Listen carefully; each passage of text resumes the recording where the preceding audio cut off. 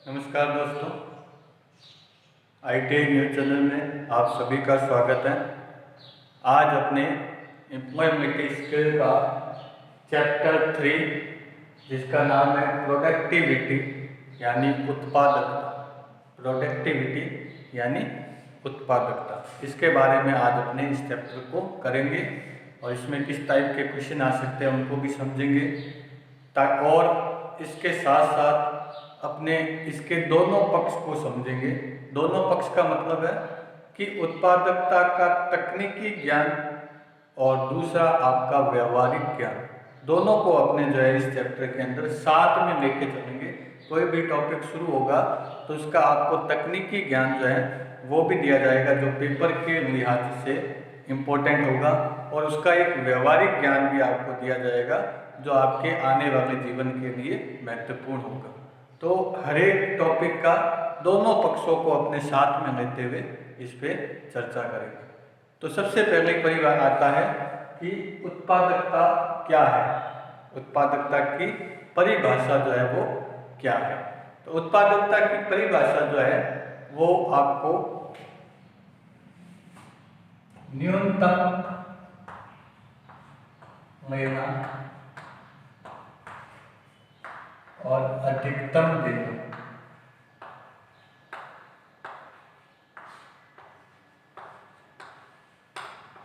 दो वर्ड के अंदर, मैंने परिभाषा वैसे बहुत बड़ी है लेकिन इन दो वर्ड के अंदर ही है जो इसकी परिभाषा जो है वो पूरी छुपी हुई है। क्या है? न्यूनतम लेना और अधिकतम देना क्या कहलाता है? उत्पादकता कहलाती है। तो न्यूनतम लेने का मतलब क्या है कि आपसे किसी भी सर्विस या किसी भी वस्तु के लिए न्यूनतम जो है वो लिया गया और आपको अधिकतम जो सर्विस है वो या उसकी आपको दी गई। तो ये आपका क्या है? उत्पादकता है। उत्पादकता की ये जो मूल परिभाषा है वो है कि न्यूनतम लेना और अधिकतम देना। इसकी तकनीकी परिभाषा पे आएंगे तो इसकी तकनीकी परिभाषा है कि प्रयुक्त साधन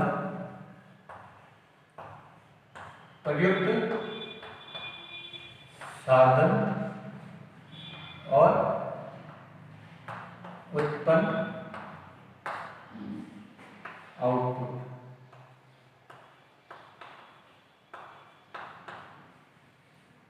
प्रयुक्त साधन और उत्पन्न आउटपुट, ये इसकी क्या है? तकनीकी परिभाषा है। तो इसका अर्थ क्या हुआ कि कोई भी वस्तु या सर्विस को उत्पाद करने में कितना साधन का प्रयोग किया गया, उसके बीच के अनुपात को क्या कहा जाता है? उत्पादकता कहा जाता है। तो ये आपको मैंने जो है इसकी पहले शुरुआत में परिभाषा समझाई है जो कि किताबी परिभाषा है, जिसको आपको क्या है याद करना पड़ेगा, क्योंकि क्वेश्चन जो है वो इस तरीके से आते हैं कि न्यूनतम लेना अधिकतम देना क्या है? उत्पादकता। ठीक है, या प्रयुक्त साधन और आउटपुट के बीच के अनुपात को क्या कहा जाता है?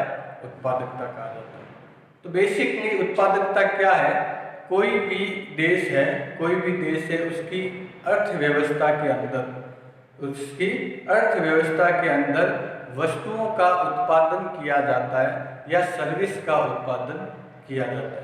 तो वस्तु और सेवा के अंदर अगर आप फर्क करोगे तो जैसे आप किसी टीचिंग इंस्टीट्यूट में जाते हो, ठीक है, या आप ट्रेन का उपयोग कर रहे हो, तो वहाँ पे आप कोई वस्तु नहीं खरीद रहे हैं, वहाँ पे आप एक सर्विस जो है उसको प्राप्त कर रहे हैं। तो इंस्टीट्यूट के अंदर आप जाते हैं तो वहाँ पे क्या है? टीचर, एडमिनिस्ट्रेटर, उनकी आप एक सर्विस आप अपने पास रखते हैं, सर्विस लेते हैं और उसका भुगतान करते हैं। ठीक है, उसी तरह से रेलवे में अगर जाते हो तो एक स्थान से दूसरे स्थान जाने के लिए आप कोई ट्रेन को नहीं खरीदते हैं, उस ट्रेन की सर्विस का उपयोग जो है वो आप करते हैं। तो ये है, ये जो आपके एक तो सर्विस होगी, एक होगी वस्तु आप सीधे खरीदते हैं, जैसे आपने कोई किराने की दुकान से सामान खरीदा या कॉस्मेटिक आइटम खरीदा, तो ये सारी क्या है? वस्तु है। तो ये आपकी क्या कहलाती है कि उस देश के अंदर जो देश है, उस देश के अंदर जो ये सर्विस और ये जो उत्पाद है इनकी कुल कीमत को क्या कहा जाता है? उत्पादकता कहा जाता है। इनकी कुल कीमत को क्या कहा जाता है? उत्पादकता कहा जाता है। अब आपको इसको एकदम सिंपल उदाहरण के द्वारा समझाता हूँ कि दो व्यक्ति हैं, दो स्टूडेंट। आप स्टूडेंट और स्टूडेंट के ऊपर अगर आप इसका उदाहरण देखोगे तो आपको जल्दी समझ आएगा कि दो स्टूडेंट हैं, वो इस चैप्टर को पढ़ने और समझने में एक स्टूडेंट जो है वो 1 घंटे का टाइम लगाता है और दूसरा स्टूडेंट जो है उसको पढ़ने और समझने में 3 घंटे का टाइम लगाता है। ठीक है, दो स्टूडेंट है ए और बी। एक स्टूडेंट उसको पढ़ने और समझने में 1 घंटे का समय लगाता है और दूसरा स्टूडेंट जो है उसी एक चैप्टर को पढ़ने और समझने में 3 घंटे का टाइम लगाता है। तो यहाँ पे उत्पादकता किसकी अधिक है? तो यहाँ पे उत्पादकता जो है वो ए की अधिक है। वहाँ पे उत्पादकता किसकी अधिक है? ए की अधिक है, क्योंकि उसने जो समय का उपयोग किया है वो कम है, यानी प्रयुक्त साधन और उसके बाद जो आउटपुट आया, दोनों का आउटपुट तो सेम आया है। ए का भी सेम आया है कि उसने पढ़ लिया समझ लिया, बी का भी सेम आया, उसने पढ़ लिया समझ लिया, लेकिन उसने साधनों का जो प्रयोग किया है ए ने कम किया है जबकि बी ने वहाँ पे ज़्यादा प्रयोग किया है। तो ज़्यादा प्रयोग किया है यदि उत्पादकता में अगर आप इनपुट अधिक देते हैं और आपको आउटपुट कम प्राप्त आता है तो वहाँ की आपकी उत्पादकता कम है।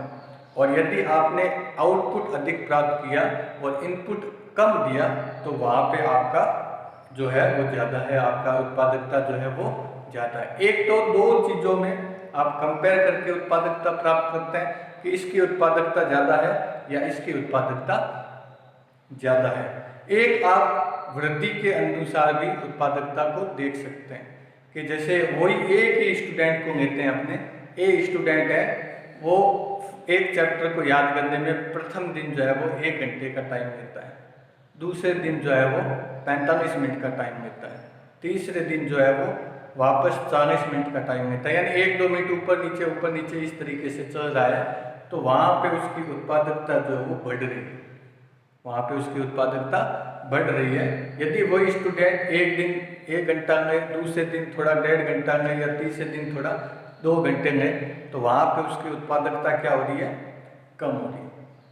तो अभी अब आप इसको रियल टाइम एग्जाम्पल में देखोगे तो रियल टाइम एग्जाम्पल अगर आप देखोगे तो अभी आप ये न्यूज में या पेपर में या कहीं पे भी सुन रहे होंगे कि देश की इकोनॉमी जो है वो कोरोना अपने वायरस चल रहा है उसकी वजह से जो अपनी इकोनॉमी है वो नीचे बैठ जाएगी या इकोनॉमी जो है वो स्लो डाउन आ जाएगा, वो कम हो जाएगी। तो इसका क्या रीज़न है? इसका रीज़न सिंपल सा है कि देश की उत्पादकता कम होगी, देश की उत्पादकता कम हो जाएगी। तो उत्पादकता कम हो जाएगी तो वहाँ पे अपनी देश का जो आर्थिक प्रगति है वो भी कम आएगी। ठीक है, तो यहाँ पे इसको इस तरीके से मैं आपको व्यवहारिक के रूप में भी इसको बताया। अब बात करते हैं कि उत्पादकता की आवश्यकता क्यों है, इसको मापने की या इस चीज की आवश्यकता हमें क्यों है किसी देश के अंदर या किसी व्यक्ति की या कोई भी आप देखो तो उसकी उत्पादकता मापने के कारण क्या है। तो अगर कारणों की चर्चा करेंगे तो नंबर 1 कारण है, तो इसकी आपको सूत्र भी पूछा जा सकता है कि उत्पादकता का सूत्र क्या है, तो आप बताओगे आउटपुट बटा इनपुट, यानी इनपुट यानी प्रयुक्त साधन, आउटपुट यानी आपका उत्पन्न आउटपुट। ठीक है, तो यहाँ पे आउटपुट बटा इनपुट क्या होता है? आपकी उत्पादकता का सूत्र होता है। ये भी सिंपल सा क्वेश्चन पूछा जाए तो आपको सीधा सूत्र पूछा जा सकता है कि आउटपुट और इनपुट के अनुपात को क्या कहा जाता है? उत्पादकता कहा जाता है। तो यहाँ पे अपने कारण समझते हैं कि इसका कारण क्या है। तो कारण पे चर्चा करते हैं, इसको मापने का कारण क्या है? तो यह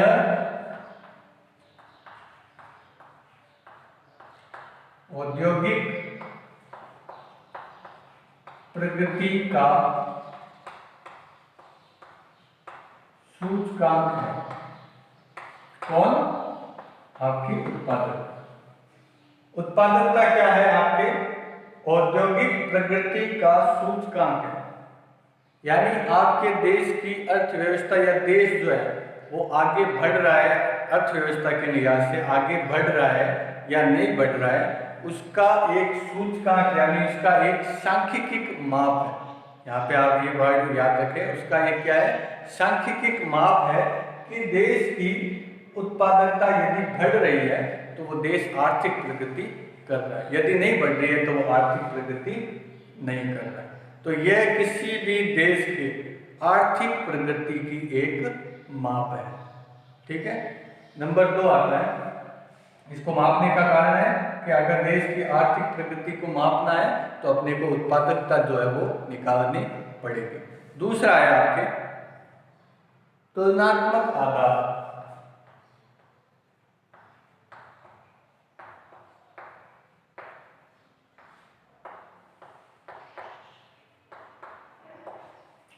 तुलनात्मक आधार, तो उत्पादकता को एक तो ये हो गया कि ये देश की प्रगति का आर्थिक सूचकांक है।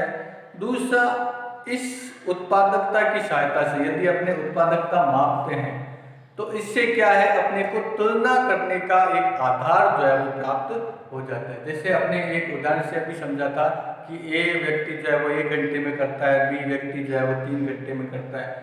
तो अगर अपने दोनों की उत्पादकता मापनी तो अपने को इन दोनों में तुलना करने के अंदर आसानी रहेगी। तो इसका उदाहरण आपने समझ लिया कि ये एक तुलनात्मक आधार प्रदान करता है कि वो कौन प्रोग्रेस कर रहा है और कौन उतना जल्दी प्रोग्रेस नहीं कर रहा है। तीसरा है आपके साधनों का आवंटन।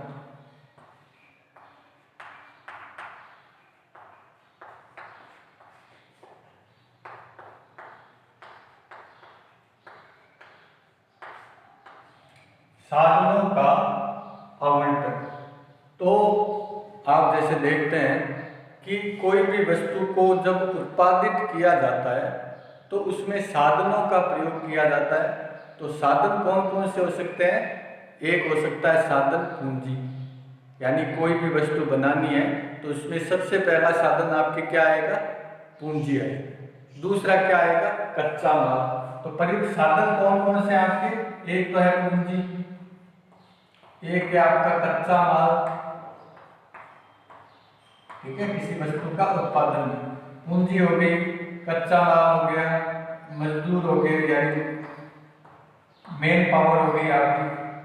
ठीक है, तो ये सभी क्या है, उस उत्पादकता के आपके क्या है, प्रयुक्त साधन है।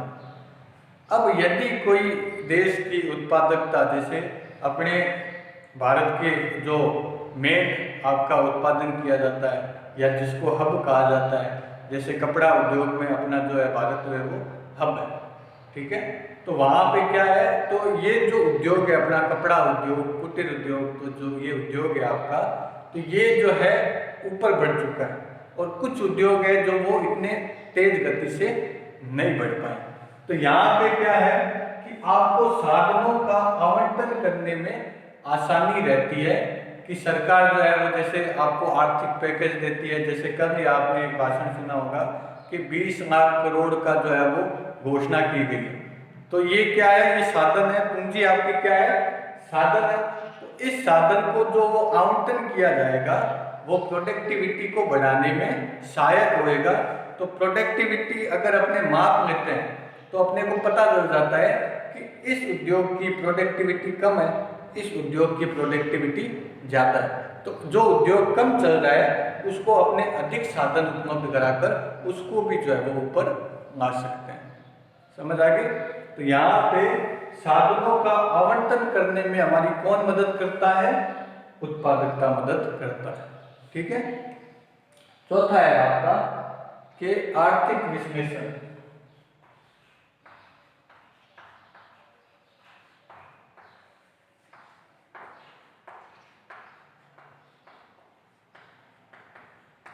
आर्थिक विश्लेषण, तो उत्पादकता मापने का एक ये भी रीजन है कि किसी भी देश के आर्थिक रूप से उसका विश्लेषण किया जा सके कि इस वित्तीय वर्ष होता है आपका 1 अप्रैल से 31 मार्च तक का। तो एक 365 का दिन या एक वित्तीय वर्ष, इसको 3-3 क्वार्टर में भी माप सकते हैं कि 3 महीने का ये, 3 महीने का ये, 3 महीने का ये और 3 महीने का ये, या पूरा एक साल का भी फिर मापा जा सकता है। तो ये क्या है, एक सांख्यिकी माप हो गया आपके, जो आपके देश के आर्थिक विश्लेषण का लिए महत्वपूर्ण होगा कि अपना देश जो है वो आर्थिक रूप से प्रगति कर रहा है या प्रगति नहीं कर पा रहा है, या कर रहा है तो कौन कौन से उद्योगों में प्रगति कर रहा है और कौन कौन से उद्योग जो है उसको प्रगति नहीं कर पा रहे हैं। तो इन सभी का आर्थिक विश्लेषण जो है, सांख्यिकी रूप से आर्थिक विश्लेषण करने के लिए अपने को उत्पादकता मापने की आवश्यकता होती है। तो अभी तक अपने जो पढ़ा है वो पढ़ा है कि उत्पादकता की माप, उत्पादकता की परिभाषा, उसकी तकनीकी परिभाषा और एक व्यवहारिक परिभाषा दोनों पढ़ी। उत्पादकता को मापने का कारण ये आपने पढ़ा। अब अपने पढ़ेंगे कि उत्पादकता को मापने की इकाई कौन सी है।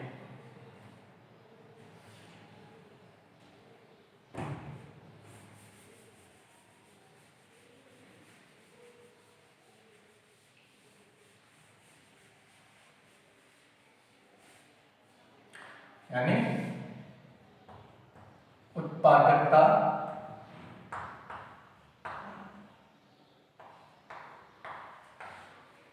को मापने की इकाई,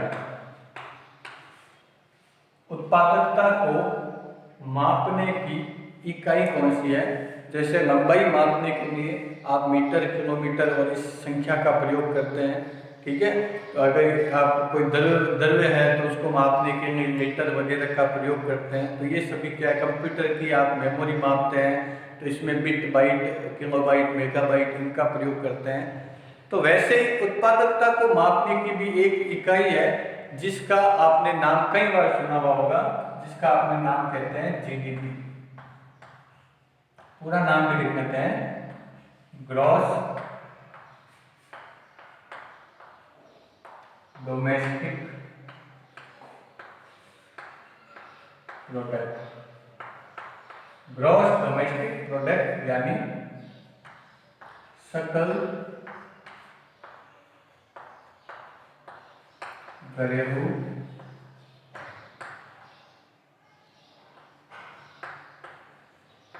उत्पाद। जीडीपी का क्या नाम है, ग्रॉस डोमेस्टिक प्रोडक्ट या सकल घरेलू उत्पाद। तो अभी तक आपने कई बार अखबारों में, कई बार आप न्यूज़ चैनल देखते हैं तो वहाँ कई बार नेताओं के द्वारा, कई बार किसी व्यक्ति के द्वारा इस वर्ड को आपने जरूर सुना होगा कि जीडीपी नीचे जा रही है, जीडीपी ऊपर जा रही है। तो ये क्या है, जीडीपी, अब आपको परिभाषा आ जानी चाहिए। जीडीपी जो है वो किसी देश की अर्थव्यवस्था के माप की इकाई है, ठीक है। या आप ये भी परिभाषा दे सकते हैं कि उत्पादकता के माप की इकाई कौन सी है, जीडीपी, ठीक है। तो यहाँ पे अगर आप नाम देखेंगे तो इसका क्या है, सकल घरेलू उत्पाद। उत्पाद का मतलब क्या हो गया, उत्पादन, उत्पादन से क्या हो गया, प्रोडक्टिविटी, ठीक है। उत्पाद का अर्थ हो गया कोई वस्तु उत्पाद की जा सकती है। मैंने अभी आपको थोड़ी देर पहले बताया कि वस्तु उत्पाद की जा सकती है, सेवा उत्पादन की जा सकती है। तो आप वस्तु का या तो उत्पादन कर सकते हैं या किसी सेवा का भी उत्पादन जो है वो कर सकते हैं। तो मेनली अब भारत देश के अंदर कृषि उत्पाद, औद्योगिक उत्पाद और सेवा उत्पाद, इन तीनों की माप जो है वो जीडीपी के अंदर की जाती है। कृषि उत्पाद और आपका औद्योगिक उत्पाद और तीसरा आपके सेवा उत्पाद जो है, इन तीनों का माप किया जाता है। लेकिन जीडीपी के अंदर आप सिर्फ घरेलू उत्पाद को माप सकते हैं। जीडीपी के अंदर किसको मापा जा सकता है, सिर्फ घरेलू उत्पाद, यानी जो उसी देश की सीमा के अंदर बनाए गए, उसी जो वो देश की सीमा है उसके अंदर ही उत्पादन किया गया है, तभी वो है जो जीडीपी के अंदर काउंट होती है। तो जैसे अगर आप ये समझें कि कोई प्रोडक्ट है जिसका आप उपयोग कर रहे हैं और वो विदेश से बनकर आपके पास आया है, तो वो आपके जीडीपी के अंदर काउंट नहीं होता है। आपके देश के अंदर ही जो बना है और वो जो बिका है उसकी जो एक्चुअल प्राइस है वो जीडीपी के अंदर काउंट होती है। तो जैसे जो अपनी जीडीपी जो है वो प्रतिशत में मापी जाती है कि इतना प्रतिशत जीडीपी रहने की संभावना है, ठीक है, या इतना प्रतिशत आगे और जाने की संभावना है। तो यहाँ पे जीडीपी क्या है, तो आपको ये याद रखना है कि जीडीपी का अर्थ है कि एक किसी देश की सीमा के अंदर उत्पादित कुल वस्तुओं या सेवाओं के कुल मूल्य यानी प्राइस जो है वो क्या कहलाती है, आपकी जीडीपी कहलाती है।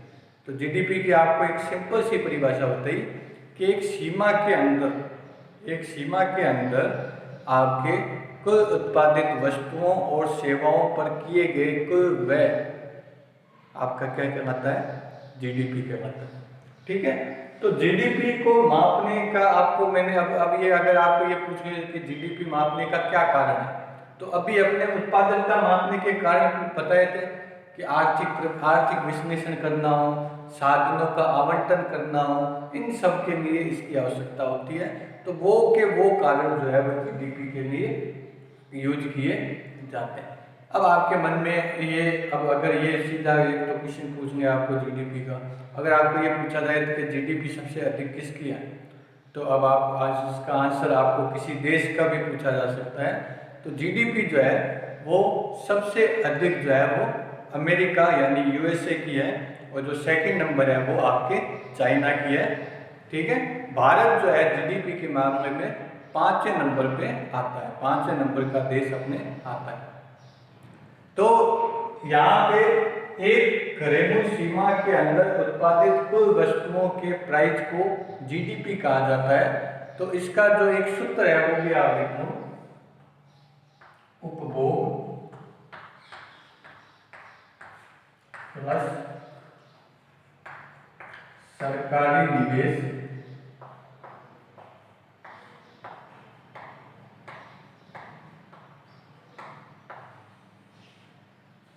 प्लस आयात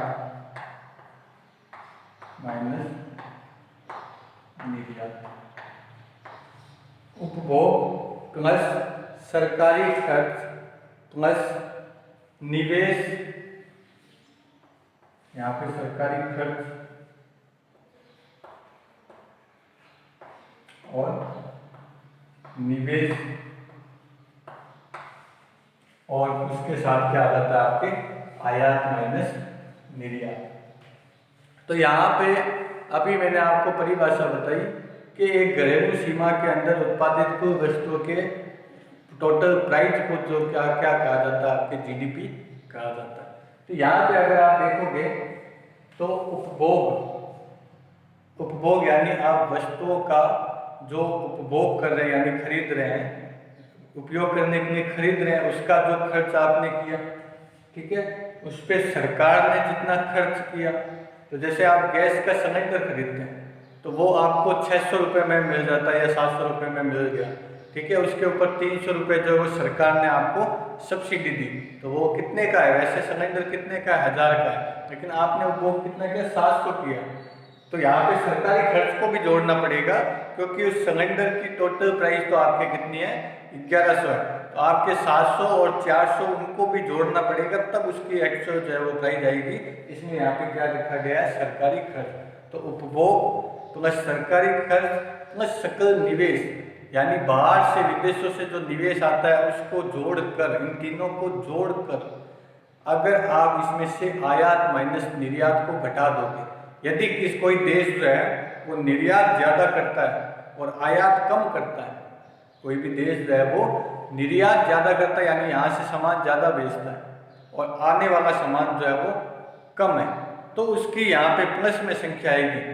तो उसकी प्लस में संख्या क्यों आएगी, क्योंकि यहाँ पे उसने उत्पादन अधिक किया है, तभी तो वो आगे सामान की सप्लाई कर पा रहा है। और कोई देश अगर आयात ज़्यादा करता है और निर्यात कम करता है, यानी यहाँ से बेचता कम है और लाता ज़्यादा है, तो यहाँ पे ये माइनस हो जाएगा, क्योंकि उसने दूसरे देश के अंदर जो उत्पाद है उनको यहाँ पे मंगाया, यहाँ पे उत्पादन उसने नहीं किया, तो ये चीज़ क्या हो जाएगी, माइनस। तो कोई भी देश जो निर्यात ज़्यादा करता है और आयात कम करता है, उस देश की जीडीपी अधिक आपके चली जाती है। तो चाइना की जीडीपी इतना तेज गति से ऊपर जाने का सबसे मेन रीज़न है कि वो निर्यात अधिक करता है और आयात जो है वो कम करता है। ठीक है, तो आपको ये भी चीज़ पता होनी चाहिए कि चाइना कंट्री जो है वो निर्यात के अंदर ज़्यादा करती है और सभी देश जो है उस पर डिपेंड रहते हैं किसी न किसी चीज़ के लिए। तो वहाँ पे क्या है, चाइना की जैसे अभी अपने इसको व्यवहारिक ज्ञान को भी अपने जैसे मैंने कहा इस चैप्टर के अंदर कवर करेंगे। तो चाइना जो है वो इतना तेज गति से आगे बढ़ रहा है या किसी भी देश को धमका भी सकता है और उसके ऊपर कोई भी अपने एक्शन भी नहीं कर पा रहे हैं। उसका रीज़न क्या है कि उसने पूरे जो वस्तुएं हैं उसकी सप्लाई चेन के ऊपर उसका कब्जा है। कोई भी वस्तु जो है, जैसे आप अगर एक उदाहरण के द्वारा समझेंगे कि एक एरोप्लेन, ठीक है, तो एरोप्लेन जो है वो किसी एक देश के अंदर पूरा नहीं बनाया जाता। उसके पार्ट जो हैं, कुछ पार्ट जो है वो जर्मनी में बनते हैं, कुछ पार्ट जो है वो यूएसए में बनते हैं, कुछ पार्ट जो है वो चाइना में बनते हैं। ठीक है, तो इस तरीके से जो सारे पार्ट्स हैं वो अलग अलग देशों से आपके पास आते हैं, फिर एक जगह जाकर वो असेंबल होकर वो प्रोडक्ट तैयार होता है। तो कोई भी देश ये नहीं है कि उस चीज़ को बनाने में उसके देश के अंदर सारी जो चीज़ें हैं वो उत्पादित कर ली जाती है और वो बना देता है, ऐसा बिल्कुल भी नहीं है। यानी सभी देश जो हैं वो किसी न किसी चीज़ के लिए, एक वस्तु के किसी न किसी कच्चे माल के लिए किसी दूसरे देश पर निर्भर करते हैं। तो चाइना ने इन 30 सालों के अंदर यानी 1970 से लेकर उसने 30-40 साल के अंदर इसी के ऊपर काम किया कि वो हर वस्तु के ऊपर कुछ ना कुछ जो है उसका कच्चा माल या उसकी कुछ ना कुछ चीज़ जो है वो उस देश के अंदर उत्पादित होती है। तो यदि कोई चाइना से मतलब वो दुश्मनी हो जाती है या वो उसके ऊपर उसको सप्लाई करना बंद कर देता है, तो वहाँ पे क्या है, उस वस्तु का उत्पादन वहाँ पे नहीं हो पाएगा और उस सरकार को या उस देश को नुकसान होएगा। तो तभी जो है वो सप्लाई चेन के ऊपर जो है वो बैठा हुआ है। तो वो सप्लाई चेन तब जब तक वो बैठा हुआ है तब तक उसको आइसोलेट यानी उसको नीचे धकेला या उसको डराया नहीं जा सकता है। तो उसने अपने देश में इसी चीज़ के ऊपर सबसे ज़्यादा ध्यान दिया, उत्पादकता के ऊपर ही सबसे ज़्यादा उसने ध्यान दिया। अपने देश के अंदर औद्योगिक जो उत्पादन है उसको इतना तेज गति से बढ़ाया। तो उसके आगे आपने और पढ़ेंगे इसमें, तो उसमें भी आगे जैसे जैसे बढ़ते जाएंगे वो आपको समझ आता जाएगा। तो अभी आप ये समझें कि ये इसका सूत्र है, इसका स्क्रीनशॉट लेके आप रखें। आगे बढ़ते हैं अपने कि उत्पादकता के फायदे क्या हैं।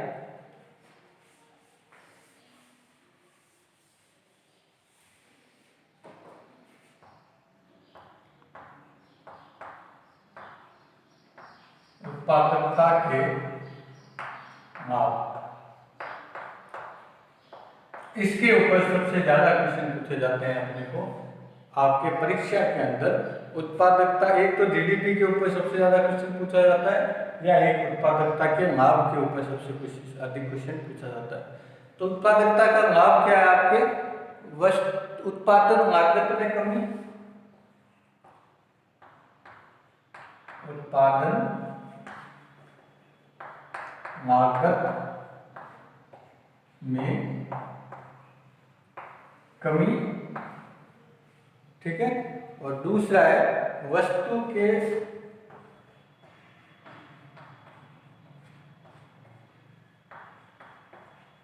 प्राइस में कमी यानी मूल्य में कमी।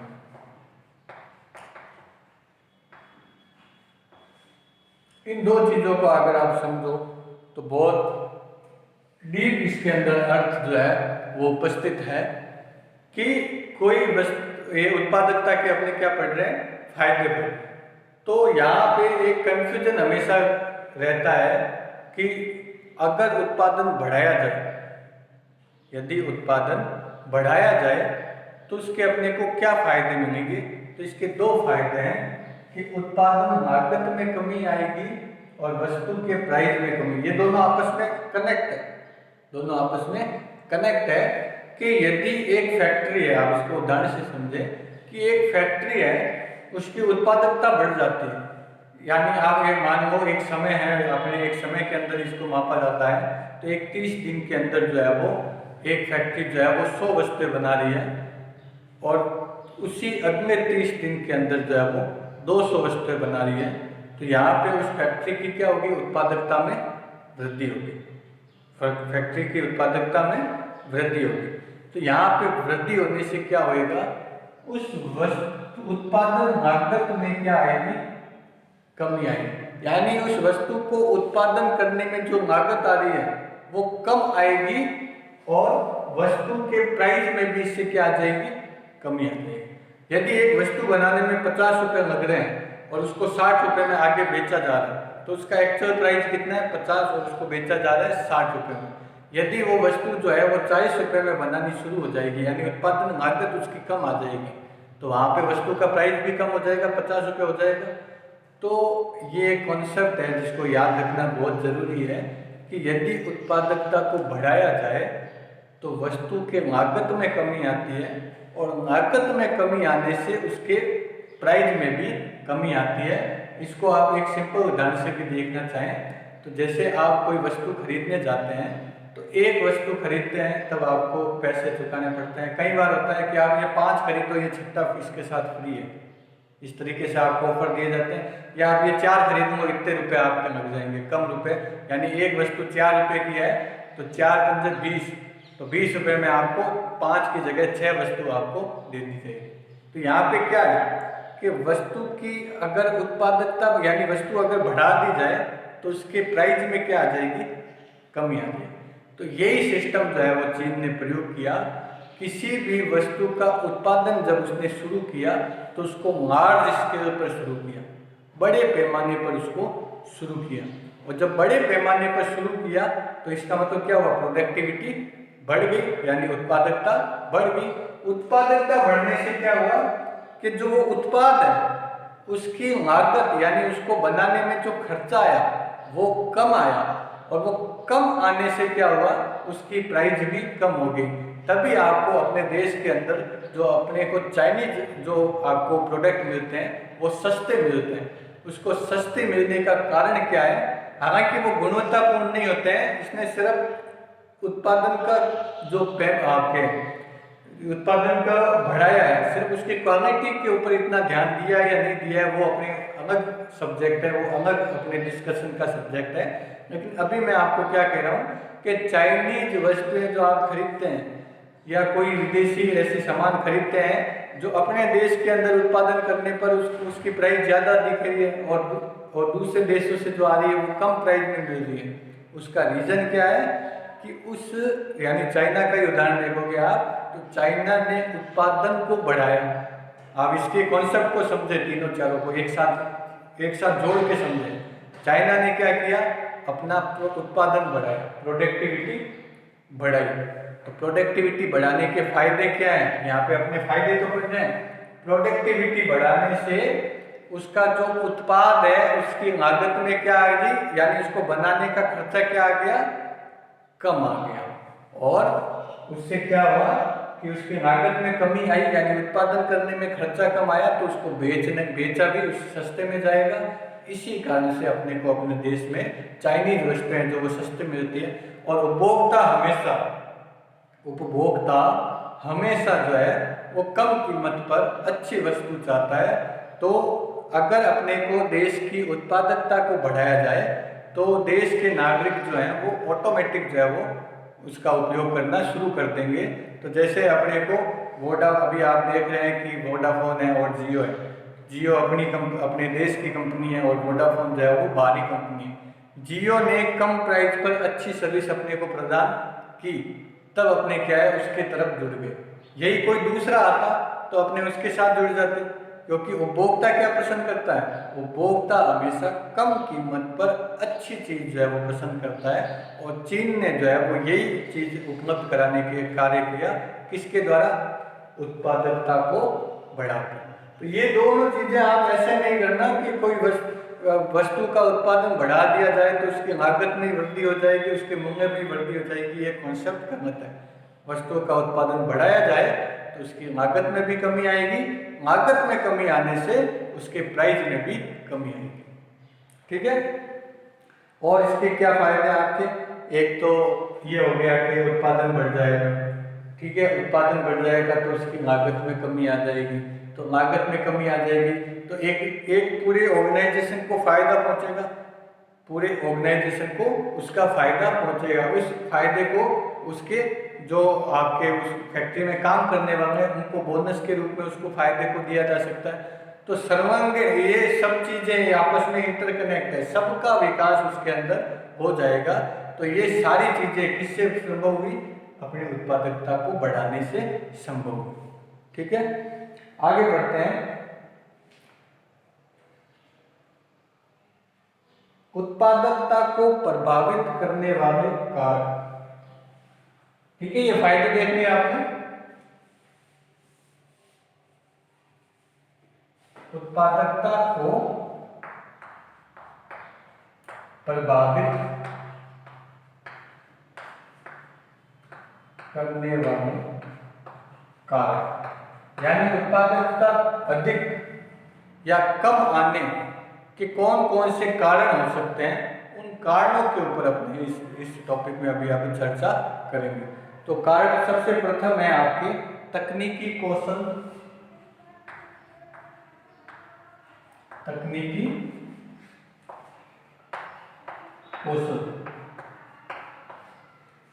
ये उत्पादकता को बढ़ा या कम कर सकता है।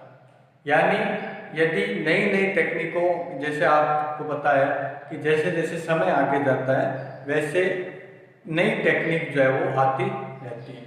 तो यहाँ पे अगर आप देखें कि कोई देश के जो उत्पादन करता है, जो उत्पादन करते हैं, वो यदि अपनी पुरानी नीतियों से ही, पुरानी टेक्निक से ही उत्पादन करते रहेंगे तो उनकी उत्पादकता प्रभावित होगी। यदि नई टेक्निक का वो प्रयोग नहीं करेंगे तो क्या होगा, उसका उत्पादन ऑटोमेटिक प्रभावित होगा।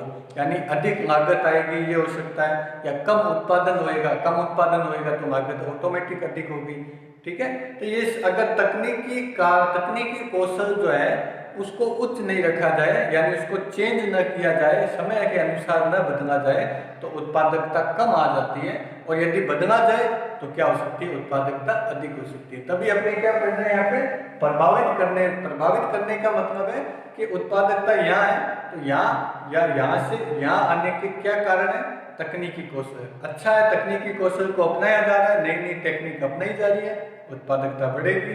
पुरानी टेक्निक से ही काम किया जा रहा है, आपकी उत्पादकता कम होगी, ठीक है। सेकंड है आपके कार्य में सहयोग, कार्य में सहयोग, कार्य में सहयोग। तो देखिए, जो कोई देश है उसकी आर्थिक नीतियां, उसका सरकारी तंत्र है, प्रशासनिक तंत्र है, उसकी जो नीतियां होती है वो उत्पादकता को बढ़ाने में या घटाने में भी कारगर साबित होती है।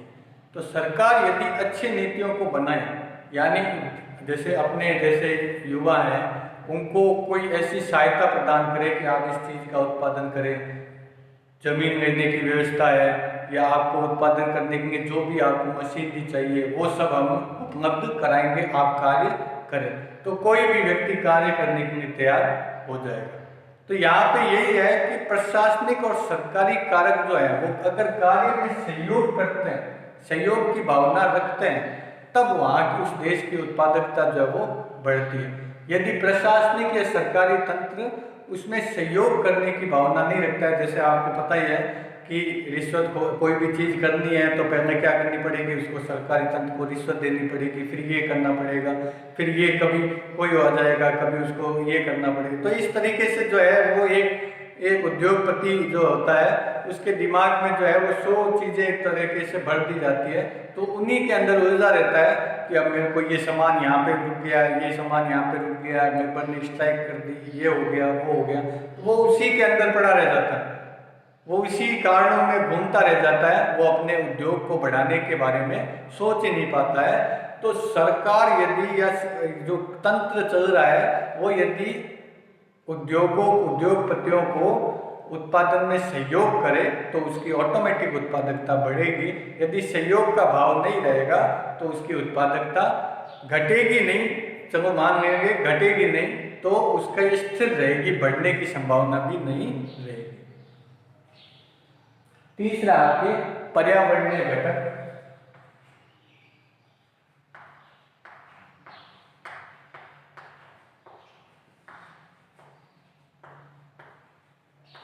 पर्यावरणीय घटक, तो पर्यावरणीय घटक क्या है आपके कि कोई भी देश की उत्पादकता अधिक या कम होने का एक कारण और हो सकता है कि उसका भौतिक स्वरूप, उसका पर्यावरण, इकोसिस्टम उसका कैसा है। तो अभी आपको ये, अगर आप इसको सिंपल कॉन्सेप्ट में समझोगे तो ऐसे भी समझ सकते हो कि जब गर्मी होती है तो व्यक्ति कम कार्य कर पाता है और सर्दी होती है तो व्यक्ति अधिक कार्य कर पाता है। ये आपने भी अपने जीवन में नोटिस किया होगा कि जब गर्मी होती है, दोपहर का मौसम हो और गर्मी है, तो आपका उस समय कोई भी कार्य करने का मन नहीं करेगा, आपकी उत्पादकता जो वो नीचे आएगी। और यदि सर्दी का मौसम हो, एनर्जेटिक मौसम हो, तो आप जो है उसका काम जो है आपको करने में आसानी रहेगी, आपकी उत्पादकता बढ़ेगी। ठीक है, तो पर्यावरण कारक जो है वो भी किसी देश की उत्पादकता को बढ़ाते हैं या घटाते हैं, लेकिन ये मेन कारण नहीं हो सकता। मेन कारण आपके तकनीकी कौशल या कार्य में सहयोग है। अगर आपको क्वेश्चन थोड़ा कठिन दिया जाए, जैसे ITI के लेवल का तो क्वेश्चन नहीं है, ये बड़े कंपटीशन एग्जाम में उत्पादकता से संबंधित क्वेश्चन आए, तो मेन रीजन जो है वो पर्यावरणीय कारक नहीं होते हैं, ये कारक इसके मुख्य रीजन हो सकते हैं। ठीक है, ये सहायक कारक आपके हो सकते हैं। चौथा है प्रबंधकीय कारक।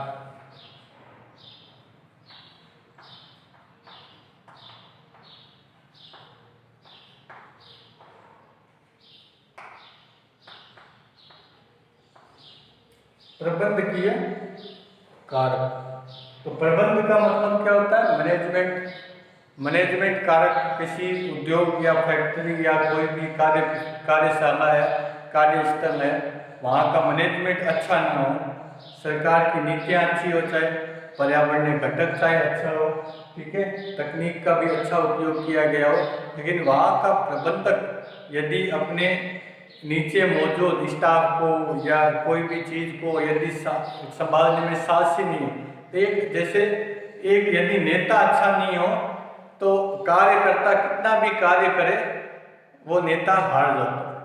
ठीक है, यदि नेता अच्छा हो तो उसके कार्यकर्ता कितने निकम्मे हो वो उनसे कार्य करवा सकता है। तो अगर नेता अच्छा है यानी प्रबंध अच्छा है, यहाँ पे नेता मैं इसलिए यूज कर रहा हूँ क्योंकि प्रबंधन जो होता है वो उस उद्योग का नेता ही होता है। ठीक है ना, तो यदि नेता अच्छा हो, यहाँ पे नेता आप उनके बारे में नहीं सोचे जो नेता भाषण देते हैं, उनके बारे में नहीं बात कर रहा मैं, जो उद्योग के अंदर कार्य करते हैं, जो उद्योग चलाते हैं, उनको उद्योग का नेता कहा जाता है। नेता एक अच्छा वर्ड है, तो नेता जो है उद्योग के नेता जो है वो यदि साहसी है, वो कोई भी जोखिम लेने में साहस रखते हैं, आत्मविश्वास है उनके अंदर, ठीक है, तकनीकी कौशल है उनके अंदर, मानवीय व्यवहार कौशल है उनके अंदर, ये सारी चीज़ों का कौशल उनके अंदर है, तो वो उत्पादकता को बढ़ा देंगे। यदि ये चीज़ें उनके अंदर नहीं है तो सब कुछ चीज़ें होने के बाद भी उत्पादकता नीचे आ सकती है। तो अपने आज का ये जो वीडियो लेक्चर है उसमें मैंने सिर्फ तकनीकी ज्ञान आपको देने की कोशिश नहीं की है, सिर्फ कंपटीशन एग्जाम के हिसाब से आपको समझाने की कोशिश नहीं की है। इसको बड़े स्तर पर, ठीक है, बड़े स्तर पर इसको बड़े चीज़ में आपको समझाने की कोशिश की है ताकि आप इसको इस तरीके से समझ पाएँ कि आप इसको भूल ना पाएँ। आप इसको इस तरीके से याद रखें कि आगे कभी भी इससे उलट फुलट आपके क्वेश्चन आए तो आप क्वेश्चन को 2-3 बार पढ़कर उसका आंसर दे पाएँ। क्योंकि इन चैप्टर जो अभी चैप्टर में करवा रहा हूँ, इन चैप्टर के अंदर कोई क्वेश्चन की लिमिट नहीं है, क्वेश्चन को किसी तरीके से घुमाकर दिया जा सकता है। तो किसी भी तरह से घुमाकर जब दिया जाता है तो अपने को उनके छोटे से छोटा कॉन्सेप्ट जब क्लियर हो तब अपने उसका आंसर दे पाएंगे। तो मैंने आपको कॉन्सेप्ट क्लियर करवाने के उद्देश्य से ये चैप्टर जो करवाया है, ये इसका फर्स्ट पार्ट है। सेकंड पार्ट अपने कल करेंगे। आज मैंने आपको ये फर्स्ट जो पार्ट कराया है उसके अंदर अपने एक बार रिव्यू करते हैं क्या क्या पढ़ लिया है। हमने उत्पादकता की परिभाषा पढ़ी, तकनीकी और व्यवहारिक दोनों परिभाषाएं पढ़ी, और इसको प्रभावित करने के कारक भी पढ़े और इसको मापने के कारण भी समझे, जीडीपी के बारे में भी समझा आपने, और उत्पादकता को जो प्रभावित करते हैं उसके कारक भी पढ़े और इसके फायदे भी जो है वो आपने पढ़े। इन सारी चीज़ों को पढ़ा है। अब आपका इसका सेकंड पार्ट आएगा, उसके अंदर इस चैप्टर को अपने समाप्त कर देंगे। ज़्यादा बड़ा चैप्टर नहीं है, तो 2 पार्ट के अंदर ये समाप्त हो जाएगा। फर्स्ट पार्ट आपको अभी दे दिया। अभी ये मैं वीडियो अपलोड कर देता हूँ, वीडियो अपलोड हो जाएगा आपके सामने। आपको जो है आज मैंने 2 बजे का आपको पेपर का कहा हुआ है, एम्प्लॉयबिलिटी स्किल के। ये अपने रिवीजन क्लासेस चल रही है, ऐसी क्लासें मैंने आपको यहाँ पे बहुत बार दी हुई। जो नहीं आए उनके लिए हो सकता है ये मददगार हो, जो आए हुए हैं उनको पता है कि ये सारी चीज़ें हमने क्लास में करवा रखी है। तो 2 बजे जो पेपर लिया जाएगा, मैंने पूरे कोर्स का आपको पेपर लेने को कहा है। 25 मिनट का पेपर होगा, 20 क्वेश्चन होंगे आपके, उनको आपको आंसर देना है, और ये पेपर जो है वो 2 से 3 बजे के मध्य ही एक्टिव रहेगा। 3 बजे इसको बंद कर दिया जाएगा। मैंने आपको संडे को ही कह दिया था इसका पेपर होगा, तो संडे से आज बुधवार 3 दिन का आपको पूरा टाइम दिया। कोर्स ज़्यादा इसका बड़ा नहीं है, आपको 2-3 बार रिवाइज करवा चुके हैं, और ये आपका रिवीजन एकदम सही तरीके से अभी भी चल रहा है। तो आप इसके अंदर 60% से कम अंक नहीं आए। इस वीडियो लेक्चर के अंदर आप अपनी अटेंडेंस लगाए नीचे। अटेंडेंस बहुत कम बच्चों की आ रही है, जिनकी आ रही है उनका मैं पूरा ध्यान रख रहा हूँ, ठीक है, उनको इसका बेनिफिट जरूर प्राप्त होगा। बाकियों को जो नहीं कर रहे हैं, देख रहे हैं, जो नीचे अटेंडेंस नहीं लगा रहे हैं, वो अपना नुकसान कर रहे हैं, तो अपना नुकसान नहीं करें। कोई दूसरी ITI का भी हमसे जुड़ा हुआ है, तो वो भी हमसे जुड़ सकता है, इस टेस्ट को देना चाहता है, तो उनके लिए वो शाम को उपलब्ध कराऊंगा। मैं इसी वीडियो लिंक के नीचे आपको टेस्ट उपलब्ध कराऊंगा। कोई दूसरी ITI का है तो वो भी दे सकता है इसको पेपर, कोई दूसरे राज्य का है वो भी अगर हमारा वीडियो देख रहा है तो वो दे सकता है। तो इसी के साथ मैं विदा लेता हूँ। RRB ITI न्यूज़ चैनल में आप सबका स्वागत था। आप सब्सक्राइब करें, लाइक करें वीडियो को, और अपने दोस्तों के साथ शेयर करें।